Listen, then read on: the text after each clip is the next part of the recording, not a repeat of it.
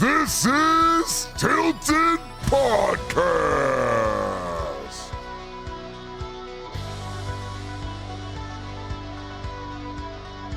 And we are back. We took some time off, guys. I know. I'm sorry. We're here. As you can see, though, we're dodgered out. A little crazy time. It is MLB postseason. So, we haven't really got to fiddle around with baseball at all. Maybe next year, go around, we'll do a little bit of betting or anything crazy we do. But it's Dodger time. Man, what a series it's been, right? Padres. I knew I knew it was going to be a tough one when they came back around town. But back to LA we go for Game 5.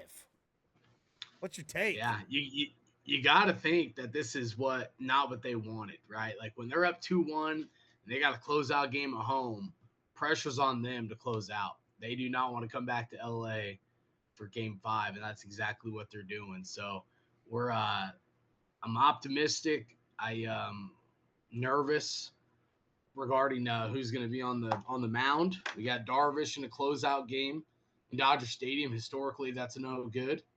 Right, we know that pretty well, huh, Tyler? Oh, 100%. Personally. So, well, what's his rest? Yeah. What is his rest on? Is he 4 days?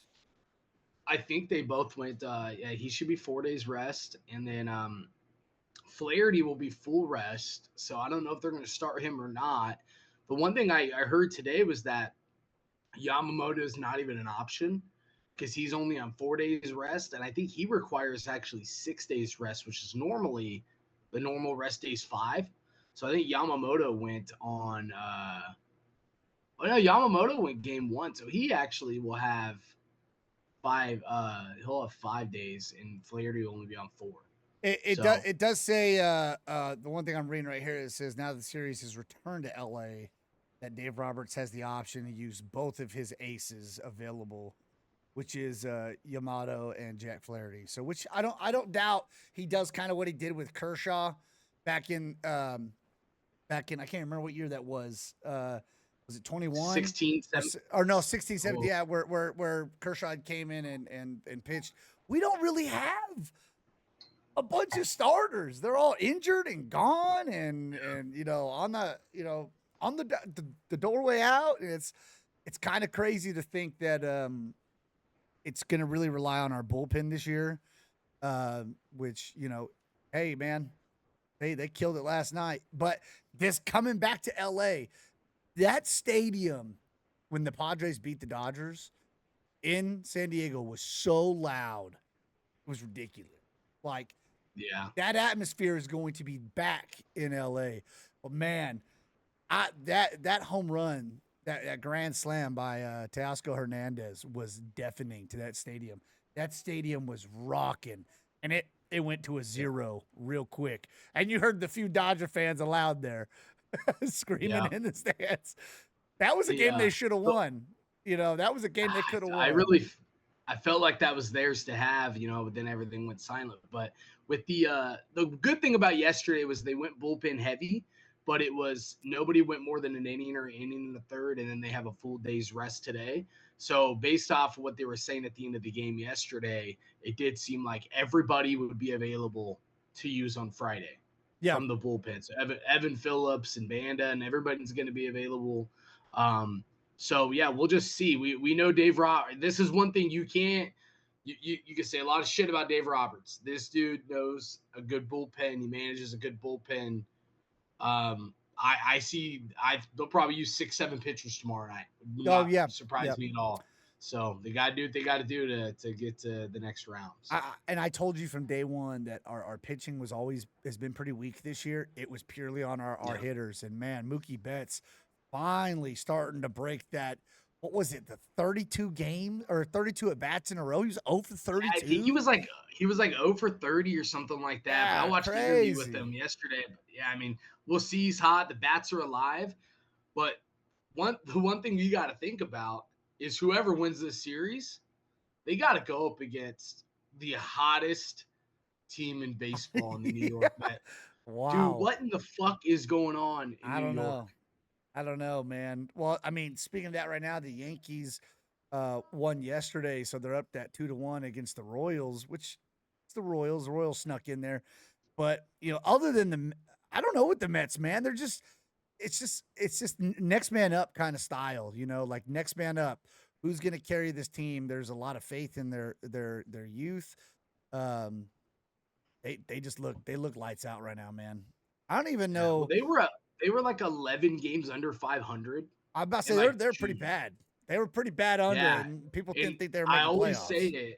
I always say it's about the team that gets the hottest during the postseason. So I think whoever advances, whether it be San Diego or LA, boy, they're gonna have their hands full with those Mets and Pete Alonso.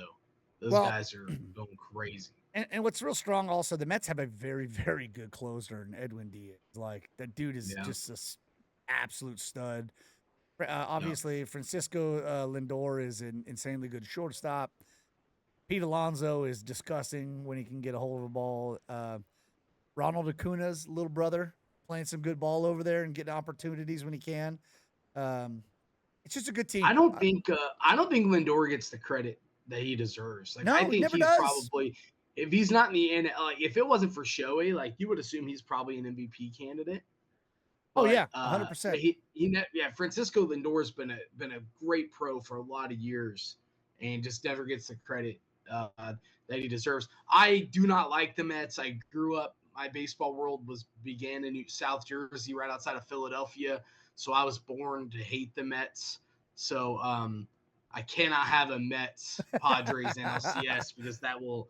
But I do have some respect for some of those players. But flipping over to the American League, one of the things right now we got the Guardians. I'm about to say the Tigers. We have a chance. 1-0. We have a chance for a giant to fall tonight. Like Detroit taking down the Guardians. Guardians look like unstoppable at one point this year. I think they have the second best record in the AL, right under the Yankees. With as of right now, wins. Guardians are up 1-0, but they have bases loaded, no outs. The Tigers do. Oh man, dude. Man, and I'll tell you what, like going into a 7-game series against the Tigers with that, with Tariq Skubal or Skubal? I can't. I think that's how you say his name. That dude is on. My God, 18 wins, 2.3 ERA, 2 postseason games so far, no earned runs. He hasn't given up an earned run in the last 3 or 4 starts. The dude's lights out. Dude is literally on fire. Yeah, I would love to see Detroit go into New York and beat them in the next round, but I also kind of just would love to see Yankees Dodgers.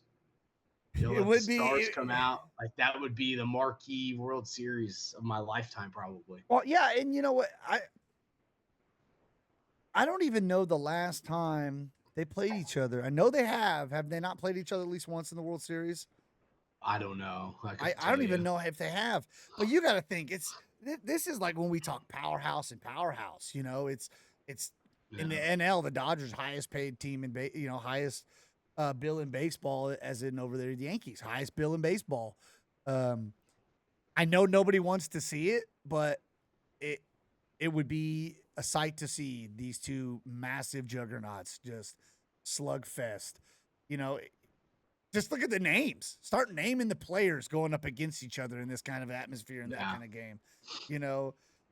I do think some of these other teams are going to have something to say about it, though, man. These Tigers, these Mets are a team on fire right now. So obviously can't count out the Guardians or the Royals yet, or the Padres at all either. Obviously, that's going to be extremely. Padres are good, man. I can't knock them, dude. Like every Tatis year, is on an absolute tear. I sit there and I say how much I hate Manny Machado, but the dude is just good for baseball. He loves the sport. He does. He's all about teaching and moving on his players, but he's a little smart ass. I mean, me and you have a little bit of a fun time in the stands calling him big ears as I'm hollering at him running down first baseline, and he looks at us in the stands when he hits that home run. I'll never forget that. That has happened to me twice in my baseball watching career. Not only was it with him, it was with Juan Soto. I made fun of him, and he stared at me in the stands when he. But man, you sure did, man. I don't know. I'm excited for it. We'll see what happens. Baseball is October baseball. You just can't beat it. October sports is the best time. You got baseball postseason, you got middle of college, heavy hitters fighting each other, and you got NFL is really in full swing past the postseason. I always call the first 4 games of the NFL is like you're still your preseason because you Yeah. got guys that sat out preseason. They need their 4 games to get back into shape. But Well, I watched something one time about Belichick, and they said Belichick, you didn't the first 4 games, every game in September, it was he tried different defenses. And it wasn't until October until that was the defense they were going to run. They were going to stick with first 4. That's why if you notice, there was a lot of years where like they got out to like a 1 and 2 start or 2 and 3 start or something like that. And because they were just trying shit, throwing shit at the wall, see what sticks. But that, and then okay, now I know where to put my players in. They're getting their feet underneath of them, and now that's how then they go on a tear and win 9 in a row and end up in the Super Bowl more often than not. Yeah, no, 100%. It'll be a. So speaking of, Are we going college here first, or are we gonna go to? Go to college? Okay, I like it. Yeah, let's go into college, man. That's probably obviously what a weekend we have ahead of us.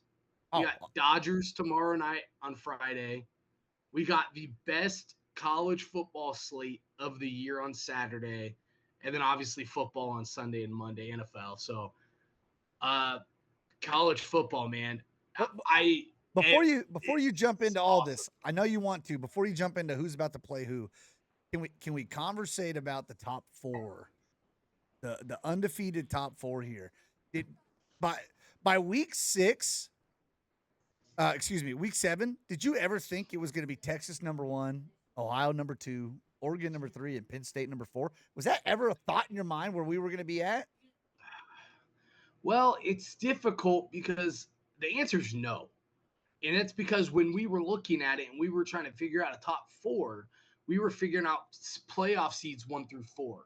And it's impossible for these 4 teams to be the 1 through 4 playoff seeds. But I don't know. I mean, I think we knew with Texas, we knew with Ohio State, and we knew with Oregon.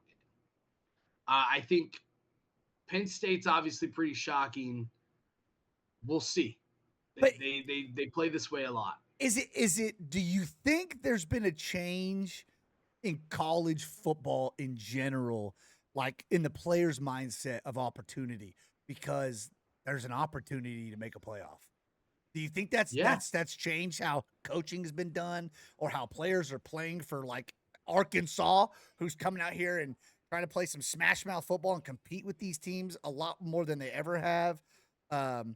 Iowa State falling in the top 11, like, man. Yeah, I think of it like every game matters. And like when I made our little list here of like important games this week, boy, I had to cut it back. Like there's Arizona at BYU. That is a massive game for the conference. BYU's undefeated. Like they, there's the there's several games that mean something for the playoff, because if you win your conference, that Kansas State and Colorado game this week might be the biggest game for the Big 12. Whoever wins that game is probably a favorite to get into the Big 12 championship game, which you win that and you're automatically in the playoff. Like, so many games matter now, and really getting into like looking at this week, like you got Penn State at USC. This is probably USC's life on the line this year for this season. They already 100%. have 2 losses. If they lose this week, now you're at 3 losses. You're probably not making the playoff. But when have we ever been able to say, hey, you got 2 losses, you still got a shot. You still got a shot to make the playoff. It is definitely it's definitely changed a whole lot. It's awesome, man. I love everything about what they've done. I think this 12 playoff team is going to change the way we really look at how football's played. I mean, like you said, USC's not even in the top 25 ranking, right? But they turn it around and they go win some games and they get themselves into that championship game. All you got to do is win. And guess what? You take that spot. It's crazy. it's mind-boggling to think that we're looking at a top 25 and the team goes and ends up winning the SEC that should not have won and ends up getting an upset. They get in. Yeah. And the team that got upset will fall maybe down to like number 8. Guess what? They're also in. So the endless opportunities. Colorado's a great example, just like USC. It's like Colorado's a one-loss team. They lost to Nebraska. That's nothing to be ashamed of. Nebraska's playing really good. They're unranked right now. They go beat number 18 Kansas State. By the way, Kansas State's coming into Boulder on Saturday night. They go beat Kansas State. They're a favorite to make the Big 12 championship game. They're not even ranked in the top 25. Yeah, it's yeah. awesome. Let's take a step back here. What I want to ask you, and I want your opinion on this. We got 5 major upsets last week in the top 11. Oof, almost right, 6. or top 12 almost, or something almost like 6. that. Almost 6, but not 6. Yeah. But not 6. Miami held on. Yeah, baby. Which one of these do you think is probably the most shocking versus which one of these do you think is not as concerning?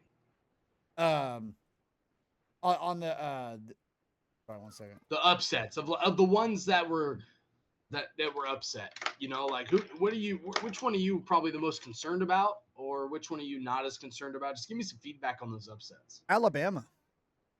Alabama is the most shocking to me. I know Vanderbilt is not a slouch. They've got a good program over there. They've been in the SEC a long time. They've had to play against big games. They've won big games like this, but Alabama to make a footprint, why they belong and why they're here, they've showed some weakness, and the problem was they squeaked by, right? We've had a couple games where they squeaked by. Vanderbilt did not let that happen. They shut the door on that. It makes me nervous about if is Alabama actually ready to compete. You know, they turn around and go beat Georgia, so I just don't know. I don't understand really what happened here. I think it's a typical letdown game. I think it's a hangover game. It's the Georgia hangover. It's real, brother. Go Google that. I don't know what the running is. There's a certain amount of games after when you lose or beat Georgia, you lose. And I think it's like 18 games that they've lost that next week that team loses. It's a Georgia hangover. Wow. I'll have to look it up. We were talking about that stat. Wild. Really? Yeah. The Georgia hangover is real. I'll be honest with you. Like, the Alabama one, like, yeah, it was shocking, right? Nobody expected that. But I'm also like, I really view it as a hangover. These kind of, they were looking ahead. They looked past them. I'm not as concerned about them as I am about like a Tennessee. Like when Tennessee lost, I'm like, dude, like this guy's like, it's halftime. They have 3 points. They averaged, like, before they played, it was OU they played a couple of weeks ago. But going into like the last few weeks, they were averaging 63 points a game. And you have 3 points at halftime. So that one I think tells more about, I'm more concerned about Tennessee's loss and like Missouri's loss than I am about Alabama's. I was trying to pull it up. I couldn't. I knew there was another game really like lingering over my head, and I couldn't pinpoint it. And it actually, it's got 2 ways for me. It's very concerning for Missouri, and very reassuring to me for Texas A&M. Right, Texas A&M's 5-1, 3-0 in the SEC. They lost that first game. It was of the year against Notre Dame. It was a good game. It was hard knock. It was close. I think that, you know, you got to think they went and beat Florida. They beat Arkansas. They beat Missouri now. Like, they didn't just beat Missouri too. Like they handled them from the jump. Like, it was dominating. I think, let me go look. That score, I have it right here. That score was 24-0 at halftime.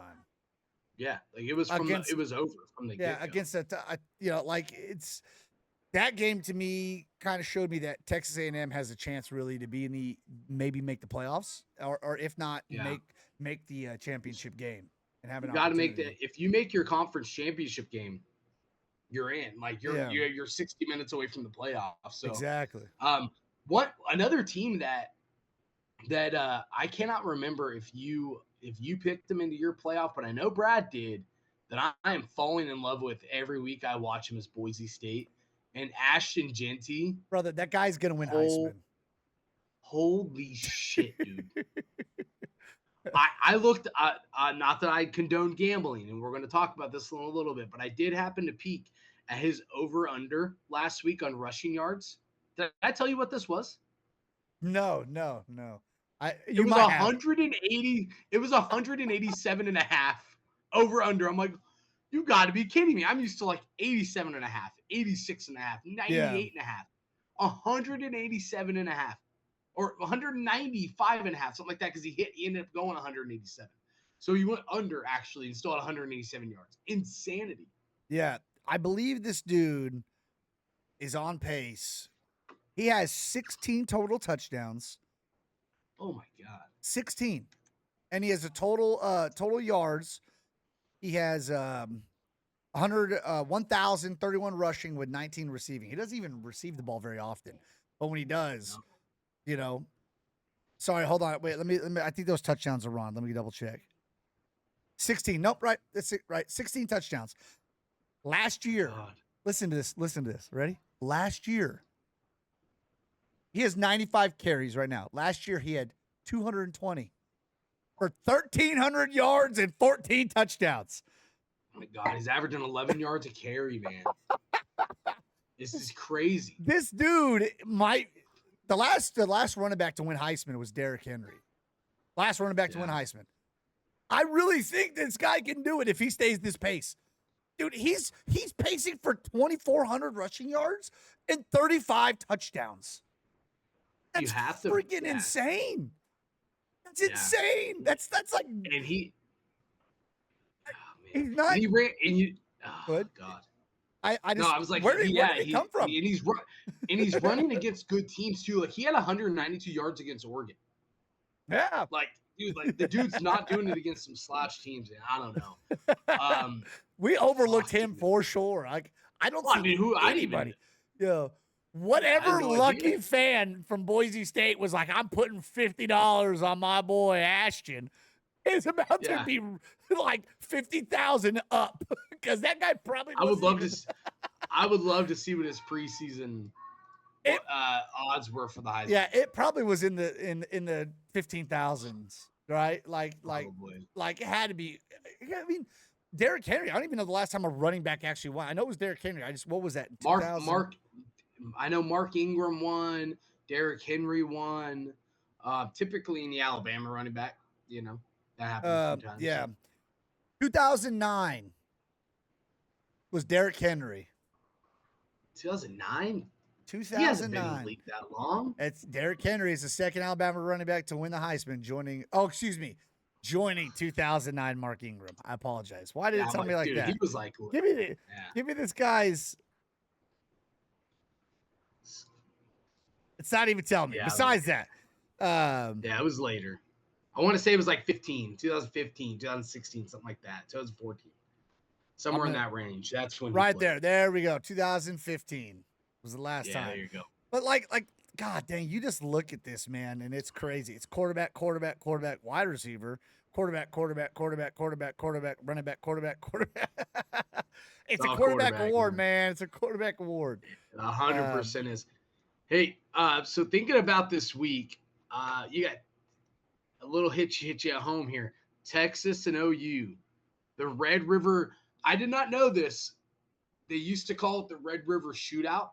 Yes. And then they changed it because it was not politically correct or something like that, or something happened or whatever it was. Red River Shootout at the old Cotton Bowl. What do you think is going to happen here? I think I really like OU's defense this year. They've done really well at making changes and becoming better. They don't have an offense. Their offense has no identity. They've thrown in a rookie quarterback who's basically running for his life, trying to make things happen. Texas is super good. Super good. And they've got a lot of veterans on this squad. So I think that it's unfortunate. I don't think OU has much of a shot. I do think it's going to be a pretty hefty blowout. The defense is going to get wore. I think it'll take a little while before Texas takes off, but it's going to be like a early mid third quarter like that Texas defense is just. I mean, OU defense is just like shut down, wore out. Yeah. You got Quinn Ewers coming back. Quinn Ewers is practicing. And yeah, you mentioned the defense and the offense. It's crazy the difference. Number 4 defense in the country in OU. Number 132nd ranked offense in OU. Crazy. They got to keep it low scoring. They got to keep it low scoring, and they have to play defense, man. Got to run the ball. What's your take here on and we could talk, there's so many great college games we could talk for an hour, but Ohio State and Oregon, number 2 and 3 in the country. What do you got? What do you think? Man, I just really like Oregon. Like, I know Ohio's always going to be Ohio, right? Like, that's just, they're going to be great. They've always been good. I think Oregon's going to come in with a lot of different looks, a lot of different schemes. It's just they're going to dial it up and let Dylan Gabriel play like he has been. It's going to be a close game, man. This is a game I'd say stay away from. Like you really don't know what you're going to get. I just, at the end of the day, as a sports fan, I would love to see Oregon go beat Ohio. I'm tired of seeing Ohio and Georgia always in the top. Like, I think everybody under the sun Don't we all, man? Unless you're an Ohio State or a Georgia fan, you don't want to see them there. Like, they've always been there. Same with Alabama. They've always been there. So let's let some other people up in the throne for a little while. Yeah, go ahead. I don't know, man. I think this is going to be tight. I hate Ohio State with a burning passion. I hate Ohio State more than I hate any baseball team, Mets, the Padres, everybody we talked about. I hate Ohio State like I hate the Kansas City Chiefs. Like, it is a bad hatred I have for them. So I would love to see them go in there and get completely destroyed. I just don't think it's going to happen. I think Ohio State's going to be able to run the ball. I mean, Ashton Ginty, we just talked about, did 195 yards against Oregon. If they can run the ball, I think they win, and I think they cover. I think the 3-point favorites or something like that. Like, they are going to have to get the ball out of Dylan Gabriel's hands fast because that defense at Ohio State's unbelievable. Yeah. And, a lot has to go right for Oregon to sway, but I think Ohio State goes in there and handles business. But, boy, I am looking forward to that game. Yeah, where the positive comes here for Oregon is they're playing in Eugene. So that's the positive. You're not going into Ohio to go into their fucking big house to play them.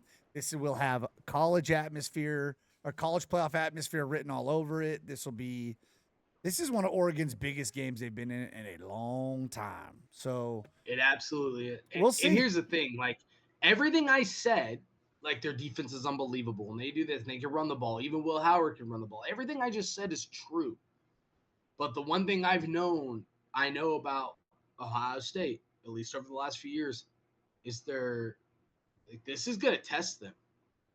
This is all their shit talk and all their money and all their $30 million they spent on NIL. It doesn't matter if you can't go on the road to handle business. So this is going to be a huge test. I would love to see crying Ryan Day shit his pants on the sideline again. But if they can run the ball, which I think they're going to be able to, I do think they're going to win. But I will be glad to be wrong about that one. Hey, I do got a question. Yeah. And, it's a team that we haven't really talked about, right? Mm-hmm. What do you really honestly think about the Hosers, Indiana? They're a good team, man. They're averaging 47 points a game. Yeah. They're 3-0 in the SEC. The Big Ten. They're 6-0 overall. Like, I know they really haven't played anybody, but like they played. I think you're going to know a lot about them next week. That's exactly what I was going to say. Yeah, they played Nebraska. They played Nebraska next week. Then they play Washington. Yeah. So they don't really get anybody big. Like next week, if they go win there, right? I do see them beating Washington. I do see them beating Michigan State University. But then they get Michigan, and then they get Ohio. So Yeah, I mean, here's the here's the question: thing. like, what happens if they win the next 4? They go beat Michigan. They go win the next 4, and they're fucking undefeated going into Ohio. They'll probably find themselves in the Big Ten championship game. You know what I'm saying? That's exactly what it is. I personally, dude, I really like Nebraska. Yeah, I like Dylan Nebraska Raiola. too. I Yeah, like I do. Dylan Raiola. I think he's really good.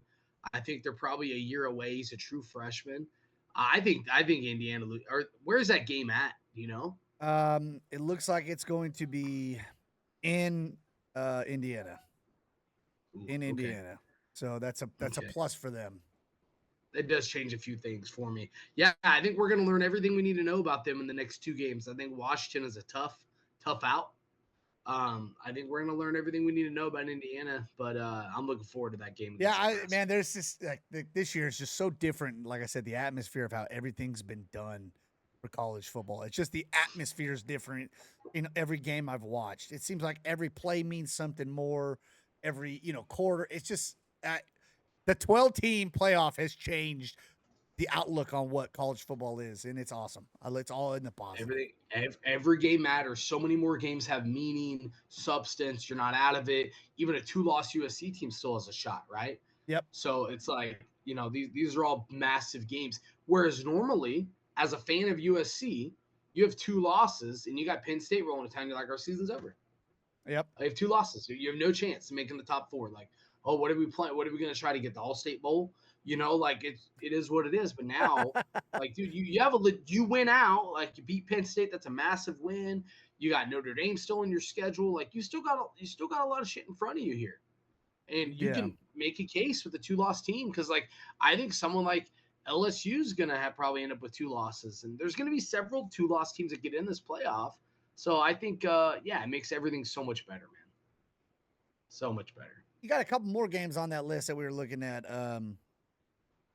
Ole Miss at LSU. Oh, yeah, my God, it's gonna be another one. It's gonna be a great one. Kansas State and Oregon.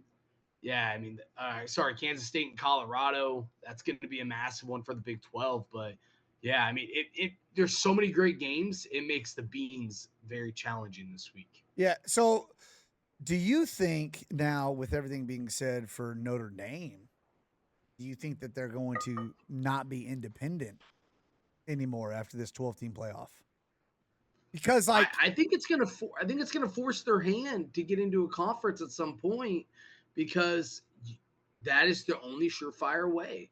Like, why don't they go join that new what are the old Pac-12? They're trying to get back together or whatever now. Yeah, we got Fresno State joining it and all these different teams. Like, they go join something like that, they're probably one of the best teams in there. And why not? I don't understand it.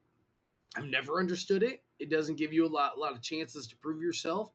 I guess you kind of get the freedom to make your schedule and do different things like that. Whereas in conferences, you have different obligations and different things. But the way the college football is going, I think you have to align at some point, and maybe that newly formed Pac-12 that if they're trying to get back together for next year might be the way to go. Yeah, I was trying to see who was going to be in this. There's been a few. Let's see if I can throw it up here.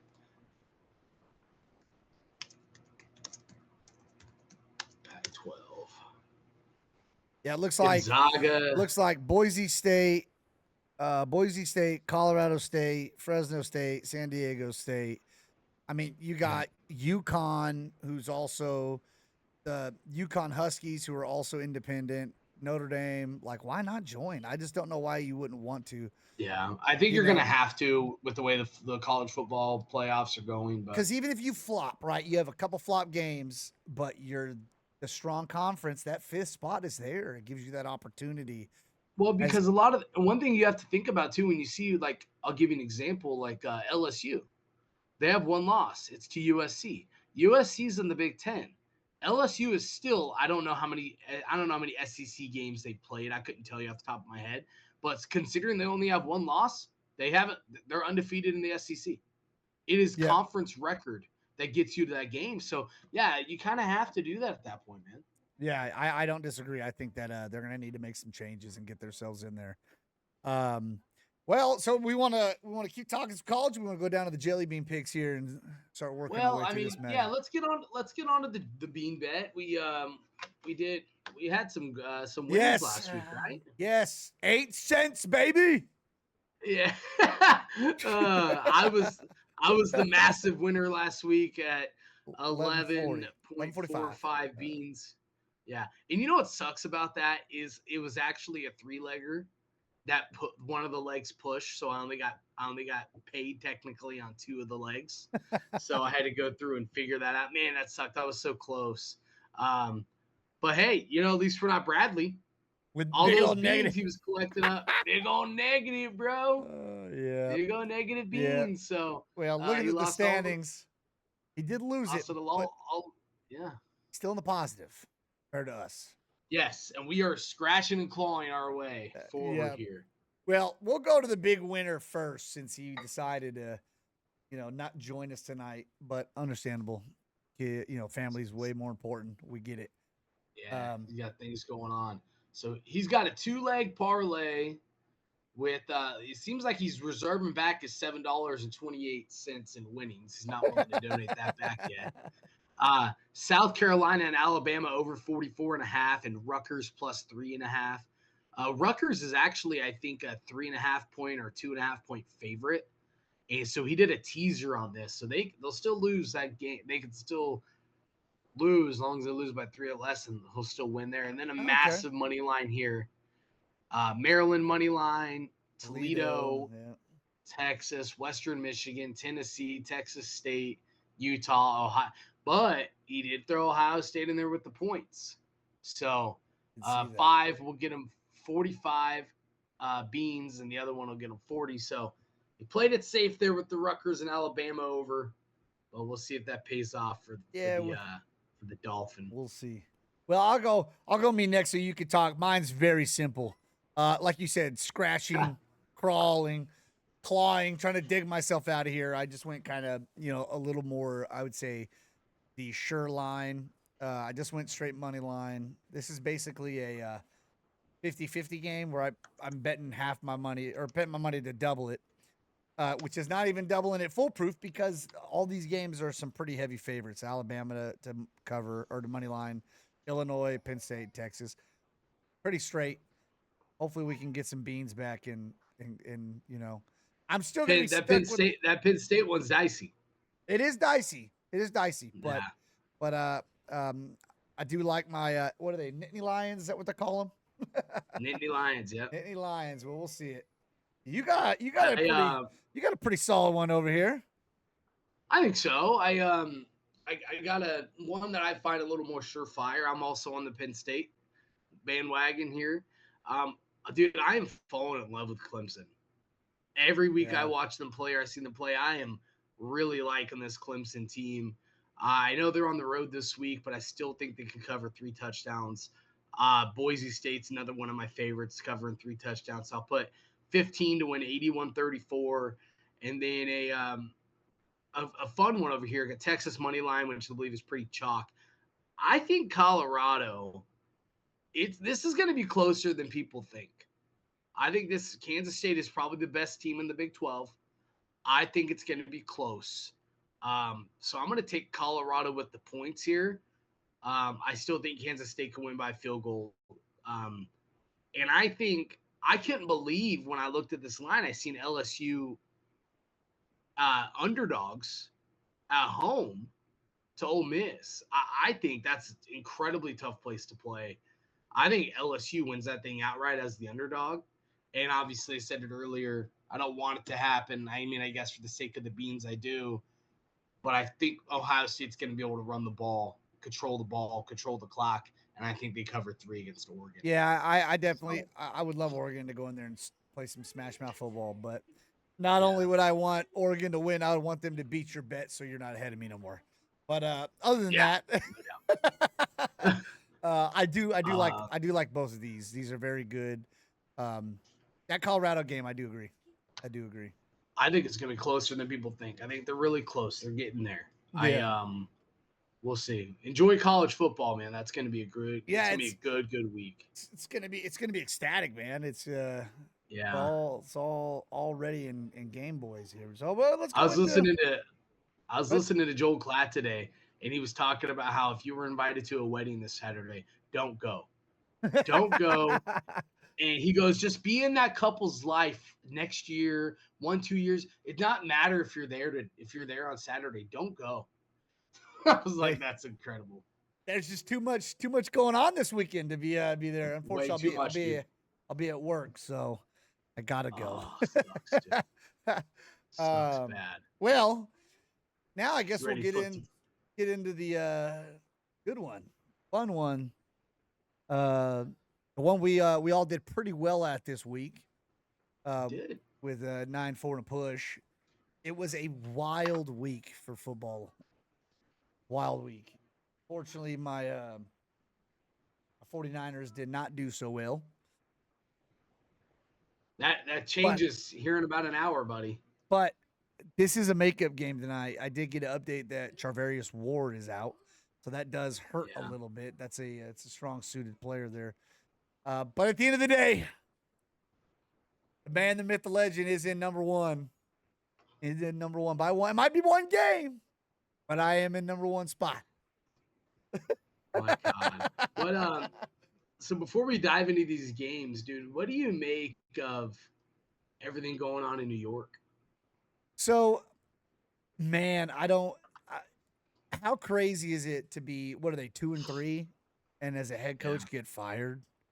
I was watching Pat McAfee talk to Aaron Rodgers, and he sat there and said, I don't know why people think I have some sort of power in anything that goes on in these front offices.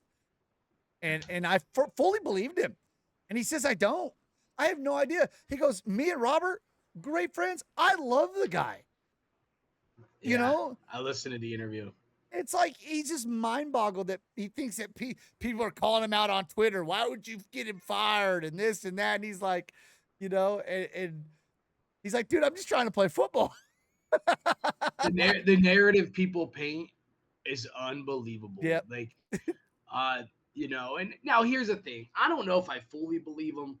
I don't think this happened without him knowing. I think you want to make sure you're not pissing off your stud and your franchise quarterback. Like, I get it, but what I find so intriguing, and it just happened today, is the reports came out and said that Robert Saleh was going to fire or demote Nathaniel Hackett, the offensive coordinator. Well, then instead of that, no, they just fired him. They fired Bob Saleh, right? Then today, the interim coach demotes Nathaniel Hackett. So I just feel like there's way more to this thing. I think they talked a little bit about discipline, and Rodgers did say something about that in one of his post-game conferences, like, got to hold the guys accountable, So I think the discipline's been a big thing there in New York, but it's going to be interesting to see what happens moving forward. Todd Downing is now going to call the plays for New York. He used to be an offensive coordinator for the Raiders, and it didn't work out that well. Could have been just the fucking Raiders. Who knows? But I sit here and look at this defense they have, and it's so damn good. They have a very good defense, right? You have an MVP caliber quarterback. Yeah, he's getting old. I get it. You've got a young stud in Breece Hall. You've got a pretty good wide receiver in Garrett Wilson. What else? You know what I'm saying? Like, that's the problem. I think the offense is just not strong enough. The O-line's fucking weak. Rodgers gets hit and pressured continuously. They can't get a run game going. When we want to really look at and point fingers, watching a guy talk about the 49ers and everybody going like, oh my God, Robert Saleh is available. Are they going to hire him back and this defense will be great? No, we got to step back. Stop blaming one guy. It's a team. I can't remember the player I watched. He sat there, was in an interview, and they're like, oh, what do you think about so-and-so? He goes, why do you keep asking questions about him? We're a team. It's a team sport. Like, it's not, it was about Justin Fields, about how great he's been and how good he's doing. And the guy goes, "What are you talking? It's a team effort." Yeah, Justin's playing good ball, but so is our offensive line, so is our defense, so is our wide receiver, so is our running backs. Like, stop glorifying one guy. And like you said, they want to paint this image to. I think that at the end of the day, all that said, I think the Jets' offense is not good enough. It's just not good enough. You're putting too much pressure on Aaron Rodgers to carry a team at 40 years old. Yeah. Yeah. Like, I think the play calling's been a little suspect, so we'll see what happens there. They don't have anybody else really besides Garrett Wilson to throw it to, so I don't know if that's limiting them opening it up or not, but there is a player available oh yeah, that there is. might help. There might be a player available. I don't Yeah. know. Yeah, it's weird. What the fuck? I think they were good friends for a long time, him and Rodgers too. Man, threw a couple Don't get me touchdowns. started, but Threw a couple touchdowns to each other. just a couple. What do you think?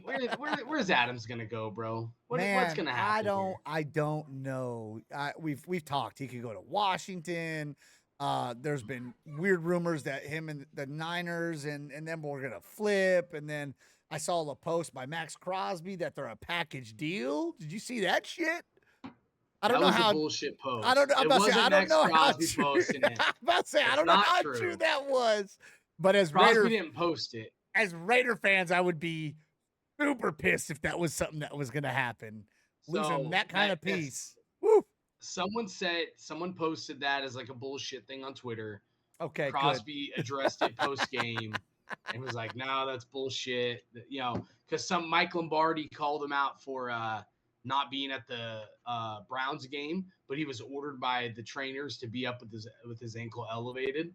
So it was just like a whole thing. But yeah, I turn the narrative, man, baby. I said this in like the preseason. Like it makes sense to me to move Devontae. It makes I do not blame Devontae Adams for wanting out. He has not got what he wanted on the quarterback side. They made a change with Derek Carr without having a solution. I've always been a big thing like maybe we did need to change for Carr. Maybe we did need another quarterback. Maybe he needed to change his scenery. Like maybe that happened. But to make that move without having a plan B, like your plan B being a fucking Brian Hoyer and Jimmy Garoppolo, and now it's Gardner Minshew, like I don't blame Devontae for wanting out. He's very expensive next year. We're good. We don't need that money. We got young receivers, DJ Turner, Trey Tucker. They're going to be okay. But what I don't like and what has fucking driven me crazy throughout this whole thing is let's wait till week 4 or 5 to do it.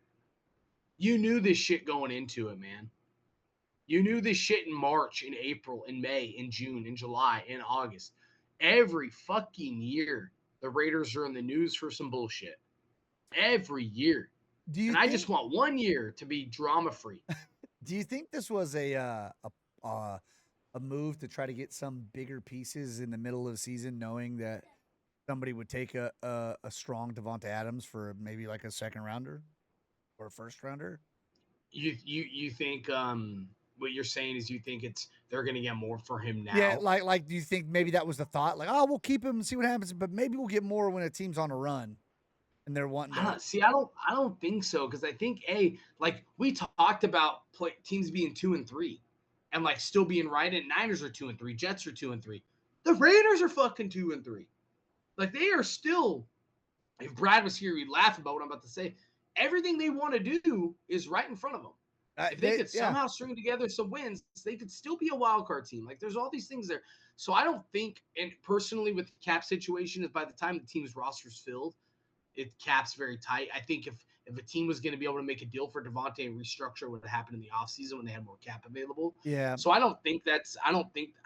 personally think Devontae was all in until he was all out. And I think it happened very quickly. And I don't agree with this is week 3 of a hamstring, right? That he supposedly was supposed to be ready to play. Dude, he's done. He's not going to play another down for the Raiders, and he fucking quit on him. Yep. And that's kind of, and I don't like that. It's like, I don't blame you for wanting out. Move on. That's fine. You want to go to New York, you want to go to New Orleans, you want to go to Washington, you want to go to San Fran, perfect. I don't blame you. But to do it now, it's like, dude, every fucking year we're in the news for some drama. Yeah. And just can we ever just have a decent year where we have building blocks, we're not having dysfunction. Like we're such a dysfunctional franchise, and this shit needs to end. It's at the who was it? Damn, I can't remember who I was. They were talking about. I just had like a brain aneurysm there. I don't know what that was. When owners have too much control of a team, it changes everything. The Cowboys are going through it. The Raiders are still going through it. Like I don't know if Mark Davis really hire, has that much control, man. I, I mean, I, I know he has control, but I don't think he like sits in on personnel decisions like Jerry does, man. I know, but just you know what I'm don't saying? see him doing that. Let hire a GM, sit back, let them run that team. Like you hired them for a reason, trust them. And I really think that there's been some questions that have got asked about why are we doing this or why are we doing that. You got to think that he's not involved with like why aren't they drafting a quarterback?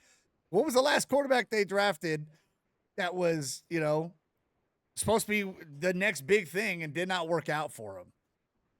Don't even get me started there. That's That's a whole hour. That's an hour segment in its own self. So it's I wonder if there's a fear there of drafting a quarterback. Man, look at Jacksonville over here drafted a guy that's supposed to be a fucking stud, and it's taken him how many years to finally start to click a little bit. And now they're looking a little all right. Like that's the coaching, dude. You got to go through the struggles. Got to go through the struggles. I think Doug Peterson's on his way out, but and here's the problem with the Raiders. Now we talk about it like. You drafted a quarterback 2 years ago, CJ Stroud, and he would be in a very good spot with a really good defense right now, with a really good wide receiver and a good running back. Yeah. But no doubt, 100%. It's crazy.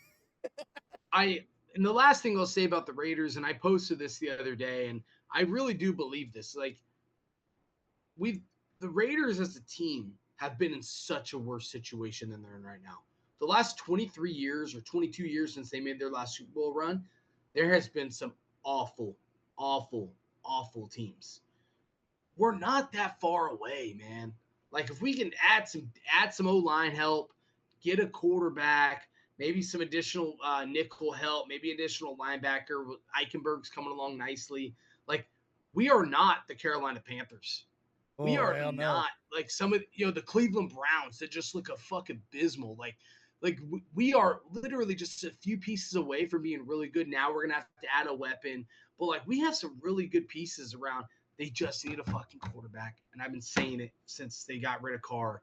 I was okay with the Carr situation, and then but your solution's Jimmy Garoppolo. Now you lost me. Now your solution's freaking Gardner Minshew. Now you lost me. So it's just one of those things where, I'm not. I don't know what the rest of this year is going to hold. Christian Wilkins is on IR now. Max Crosby still has an ankle. I don't know what the next few months is going to hold, but I do hope we finally get up and get ourselves a quarterback and move on. So. Yep, I don't disagree. That's what I got there. I do. But I've been backing you from day one about the Raiders. I think they have a very good defense. We tried to believe in Minshew, but unfortunately the stash didn't work out. Man, I'm over it, man. I'm over it. AOC time. AOC time. Well, let's get into these games, man, so you can get off here and order pizza with your I got to go get my pizza. Yeah, I just yelled at my wife that, hey, order it real quick so I can go pick it up when we're done. It's almost Niner time. It's almost Niner time. Man, it's been great. We'll go through the games. We had Dodgers last night, Niners tonight, Dodgers tomorrow night, college on Saturday, and then football on Sunday. What a week. No doubt, man. What a week. We'll get through these games quick here, man. We got the Niners that need a win desperately on the road against the 12th man in Seattle, 3.5-point favorites.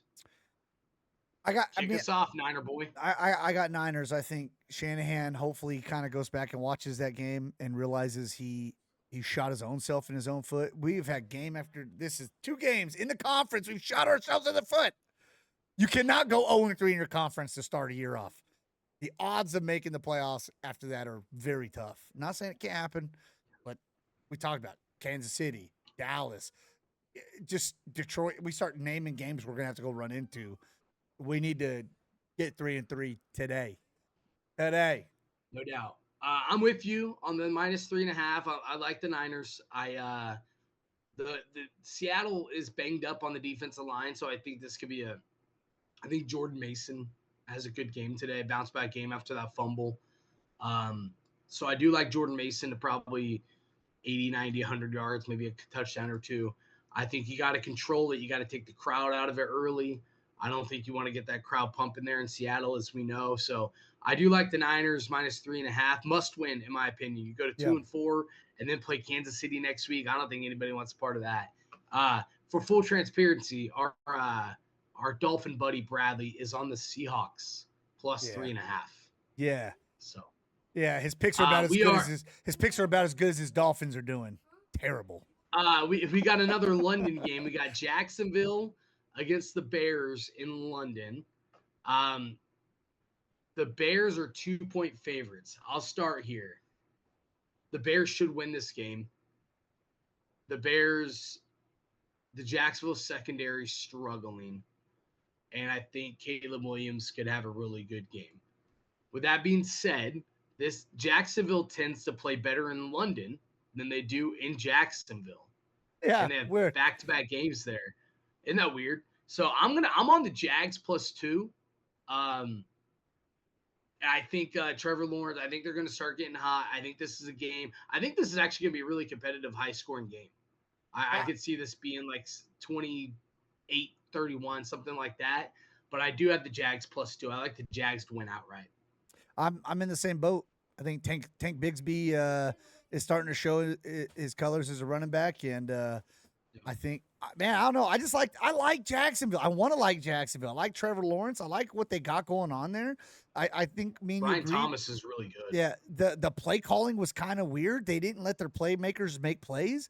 Brian Thomas, we talked about it. When you sit under Malik Neighbors, obviously you're not going to be as big of a name, but the guy is freaking good, dude. Like, he's So good. good. I do agree. I think Jacksonville wins outright against the Bears. And our buddy Brad is on the Bears -2. So moving on, we got the Commanders going to Baltimore. I wish this was a primetime game, dude. I wish this was primetime. You got Jaden Daniels and the Commanders at Baltimore. Baltimore 6.5-point favorites. Our buddy Brad, once again, he's on the Commanders. +6.5 for Brad. I am on the Ravens -6.5. I just think they're going to run the hell out of the ball. I don't trust Washington's defense. I think this is going to be a really competitive game, and this 6.5 almost got me. 6.5 almost got me, but I do think it's going to be Ravens -6.5. Yeah, I don't disagree. I think I like Washington a lot. I think this is a real test for old Daniels, but unfortunately, I think the Ravens are just overpowered. They're very, very good. I do too. Next is the Cardinals at Packers. I believe Packers are going to have their full receiving core. Romeo Dobbs should be back. Christian Watson should be back. So you got the Packers -5 at home. What do you got? Dude, man, Bakersfield Boyd and Love. Jaden Reed is really starting to show why he's the guy there. You got to think they almost came back and beat Minnesota with a broken. It was physical. You could watch Love hobbling around on that field, still making throws, still making plays. Cardinals did go beat the Niners. I don't disagree. I think the Cardinals should have got blown out. There was opportunity after opportunity for the Niners to do it, and they didn't do it. They got their field goal kicker got hurt, so that game plan changed a lot. They went forward on 4th and 23. Like, let's be honest, it would have been a field goal kind of a game. I think Packers go in there full strength and put a beat down. I agree. I'm with you. So is Brad. We're all on Packers -5. I do think I like having all their weapons back. I like Jaden Reed. I like Romeo Dobbs. Christian Watson, a hamstring waiting to happen every single week. But I think this could be more about the I don't think you want to get in a shootout with Arizona because they could shoot out with the best of them. But I do think this could be more about the Packers running game than I think anything else. So yeah. So here's a weird one, man. And I'm actually flipping on my pick here. So we got the Bucks at the Saints. Derek Carr is out, going to miss multiple weeks. They are starting rookie quarterback Spencer Rattler. Bucks are 3.5-point favorites now. I'm gonna take this one. I was originally on the Bucks, and I think the Bucks probably do end up winning this game. But I like the Saints plus 3.5 here, purely because of what's been going on in Tampa, Florida this week, and what's going on with that team. They left Tampa on Tuesday. Spouses, kids, families, pets, everybody out of the eye of that hurricane, and they put them up in New Orleans to get out of the hurricane. The organization did that for all of Tampa Bay's players and staff. So they have been living out of a hotel since Tuesday. They have been, they're dealing with where typically you're on a road, you don't have all your kids and your pets and shit with you. I could see this being a pretty distracted Tampa Bay's team going in here. I do think they pull out the win, but I think I like Saints defense against them. I like the Saints to keep it close and Spencer Rattler to ball out because he balled out in preseason. Yeah, it's Spencer, goofy fuck.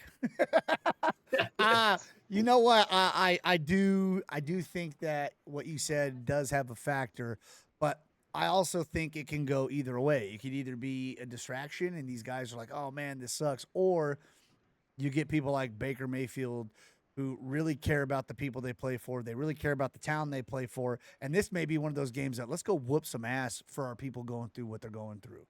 And yeah, like, it could galvanize them too, for sure. Like, it could be a pick me up, totally like, hey, like I saw a video of Tropicana Field in Tampa Bay, Florida, getting their tops being ripped off of it from that hurricane. So,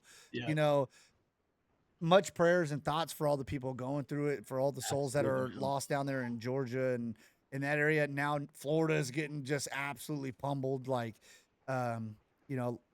it's going to be a big game, and everybody's like, how can you talk about football at this time? But it's going to be a hard week, man. It's going to be a hard week for that team. I don't know. I do think that Tampa's defense isn't the best, and they have no tape on Spencer Rattler. So I don't know. We'll see. I'm optimistic. The next one is, I think, going to be a super fun one to watch. I get Texans are going into the Patriots. Rookie quarterback. Tell me if you heard this before. Another rookie quarterback getting his first start. Drake May getting a start for the Patriots. Texans are 7-point favorites. By the way, Brad is also on the Bucks minus 3.5. Oh, yep. Yeah, we keep forgetting about Brad. Not here. Yeah. I like Texas here, man. Ahead. I like Texas. I do think Drake May is I think he's gonna be a good quarterback. I really do hope. I just think New England is just a little too. They're just not there like they were. Like, their defense is pretty weak. They do got a good running back in Stevenson. They got some wide receivers that aren't like powerhouse names, but they have opportunities to be really good. Polk, obviously. There's some good players there, but I just don't think we've seen the potential, unfortunately, with the quarterback they had. If New England is smart, they're going to just say, throw the damn ball and have fun, man. Like, this season doesn't matter. It's a wash. Go learn the game in the NFL. Let him figure it out. And I hope they don't go baby steps and really try to, like, ease him in. Let him play. He's been there for 7 weeks now. Played the whole preseason. Let him play football. Let him play. Yeah, let it rip. Let it fly. I agree with you.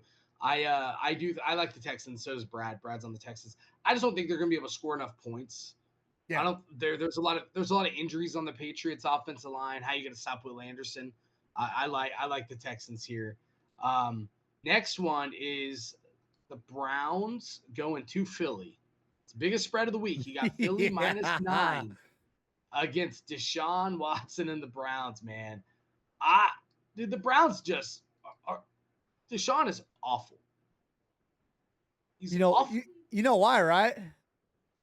He's not getting his massages no more, man. You know what I'm saying? Lacking in the massages. Not getting that release. Yeah, it's pretty straightforward for me. The Browns are bad. I did see that A.J. Brown and Devonta Smith were full practice, so I anticipate both of those guys playing.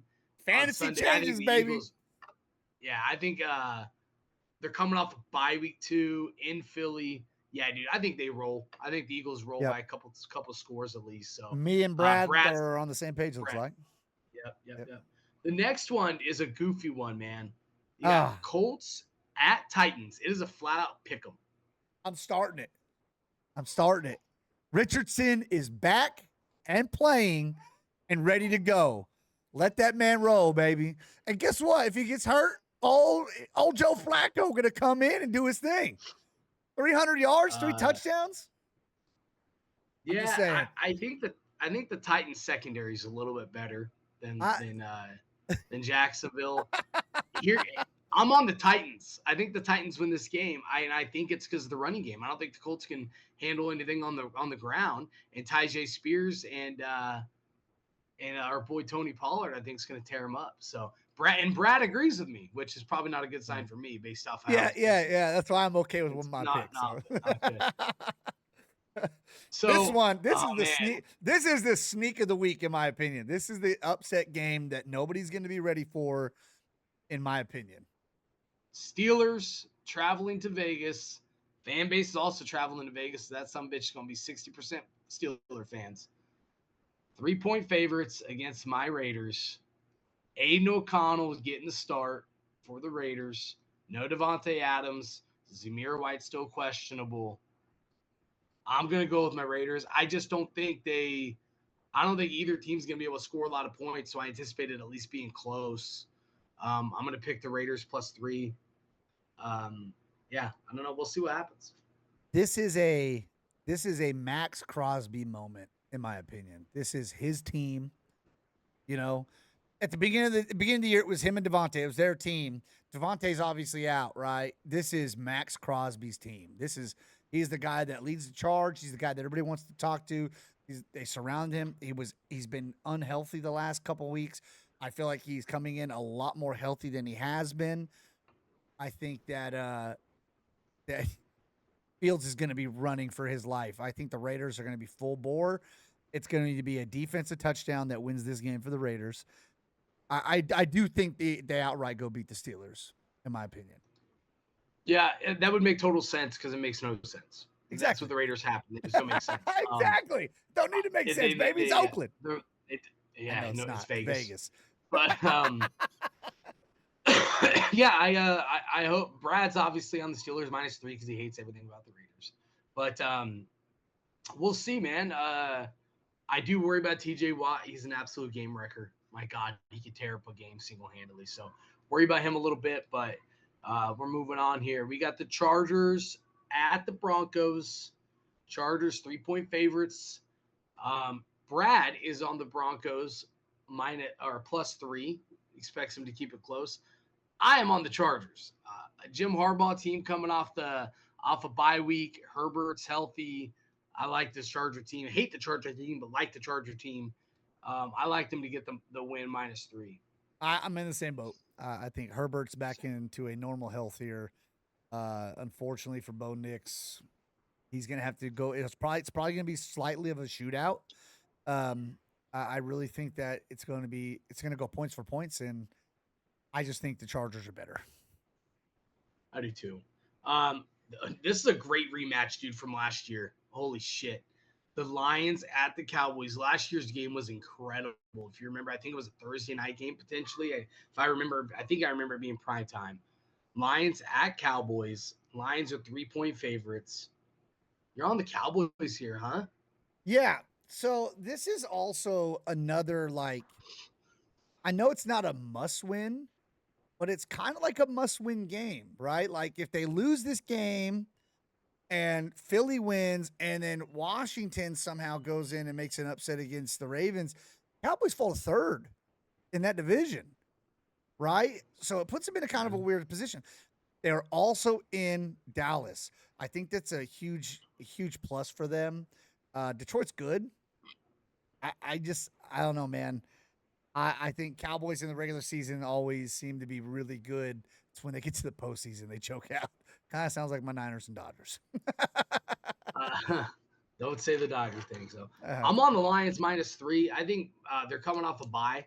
Obviously MCDC is going to have those dudes ready to go coming off a bye. And there's some revenge from last year's crazy ending. And it's been talked about. Aiden Hutchinson already talked about it. I believe Zach Martin missed practice today for the offensive line on the Cowboys. So I like the Lions to cover 3, and so does our buddy Brad. A few more here to wrap this thing up. You got the Falcons -6 going into Carolina. I think this is a trap game, dude. I think this is going to be closer than most people think. I think this is going to be one of those what the hell happened Kirk Cousins games, and I'm on the Panthers +6, and so is Brad. This is a Bijan Robinson make right game. I think that guy's going to rush for 125 yards. They're going to fucking let him pound away at the Panthers. I don't think old man's going to have to do nothing. I think that they need to get Bijan going if they want to have a chance to play really well in this league. Like, you don't have that good of a running back and not feeding the ball. Feed him the damn ball. So I'll tell you this. If that happens, I'm with you on the Falcons. But I don't think they run the ball. I haven't seen it. If they run the ball, I don't think it's going to happen. I think this is going to be one of those that might, it's on the road. Carolina's a weird place to play. I mean, obviously, it's just, I don't like it. I could see this +6. The number's pretty high. The bad part is much closer than anybody anticipates. I see the Falcons winning by 4, unfortunately, so I'm probably wrong. But if they run like I hope they do, and they've been looking at Panthers are terrible, like, yeah. So Sunday night game, Bengals at Giants. Bengals are 3.5-point favorites. The Giants, man, their defense is good. I don't know if Malik Neighbors is back. If Malik Neighbors is back, I probably take the 3.5 of the Giants, but I'm on the Bengals. I think they have to win. Joe Burrow and Joe Burrow and Chase are clicking. I don't know. It's hard to beat those two when they're on the same page, man. And then he's not open. Cool. I got, Higgins wide open on here on the other side of the field. It's all right, Like when Joe Cool, man, he's starting to take over that name. And I don't know if anybody knows who that is, but that's old Niner Joe Montana there. He just looks comfortable in the pocket right now. We were shitting on him 2 weeks ago about how he didn't look good. I just think he needed a little time, take a few hits, and he's right back in it. Mark my words, though. I'm telling you, I'm taking the Bengals. I'm not changing my pick. If Malik Neighbors plays, I like the Giants +3.5. Tyrone Tracy and Malik Neighbors are top. Dude, the Bengals defense is terrible. Terrible. They are pretty bad. Man. All right, last one here. This is a weird one, too. Oh, man. This Monday Night Football, Bills at the Jets, -2. Bills are the favorite. Bills coming off a loss, 2 losses in a row. The Jets changing everything. I'm going to jump on the grenade, man, because I'm the only one. I'm going to go with the Jets. You get these interim coaches, and it galvanizes teams, and people are playing more passionate. And I think we come out, and I think we see the best performance Aaron Rodgers had all year on Monday night. I think they win outright. This was a very hard one. I sat on this pick for like 10 minutes just staring at it, thinking if they get a new offensive coordinator, the head coach has changed out, which they've done all this. They feed Breece Hall the ball, let him be a powerhouse runner like he should be. I don't know, man. It's the Bills there's so much on Allen's fucking shoulders to win these games for him. It's crazy. It's all about Allen. If Allen can't do it, they don't win. And it's starting to really James Cook is banged up too. It's starting to really show. That like you may have a stud of a quarterback. Look, this is who they remind me of? The Baltimore Ravens last year. It was all on Lamar. It's a Lamar or nothing. Showed up in the playoffs, Lamar couldn't do it all. And I think the Bills made some mistakes not getting more depth in their wide receiver. They didn't. That's showing bad right now. Woo! That's showing big time. Like Keenan's going to be good, man. He just don't get the separation like Diggs did. Yeah. I think he'll be a good player long term, but like, bro, he's a go up for the ball kind of guy, 1-on-1. He's not a break free from the corner wide open kind of guy. So they don't have that. I know Shakir, is that his name, Shakir? Yeah, Khalil Shakir. he's got that kind of, but he's injured too. He's banged up. Yeah. So it's like, man, Dude, it sounds to me like you're on the Jets. yeah, I want to be, but it's Josh Allen. Like you got mid-20s Allen, and you got old 40-year-old freaking Aaron Rodgers. It's like I said, if I'm in your boat the last game, if they, for the Falcons, if they run the ball and Breece Hall is just a powerhouse, they just pound, that will open it up for everything else. If they don't, it's going to be Aaron Rodgers versus Josh Allen. And right now, who do you take?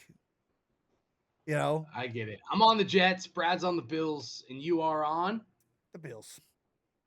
I give you a chance. The Bills. I know. All right. I know.